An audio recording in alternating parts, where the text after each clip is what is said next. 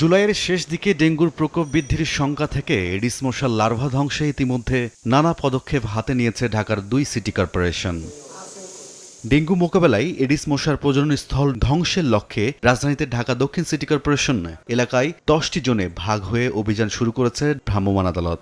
শুরুতেই কাঁঠালবাগান এলাকায় অভিযান শুরু করে সংস্থাটি। এ সময় প্যারাডাইস মারিয়া নামের একটি বহুতল ভবনের বেসমেন্টে বেশ কিছুদিনের জমানো পানিতে এডিস মশার লার্ভা পাওয়া যায়। পরে আরও ২টি ভবনের বেসমেন্টে জমে থাকা পানিতে মেলে লার্ভার উপস্থিতি। অবহেলার দায় স্বীকার করে আগামীতে সতর্ক থাকার প্রতিশ্রুতি দেন ভবন মালিক পক্ষ। আমাদের কোনো ভুল ত্রুটি হয়ে থাকে আমরা ইনশাল্লাহ পরবর্তীতে আরও শুধরানোর জন্য আমরা আপ্রাণ চেষ্টা করব। ইনশাল্লাহ আগামী থেকে এগুলো একভাবে পরিষ্কার।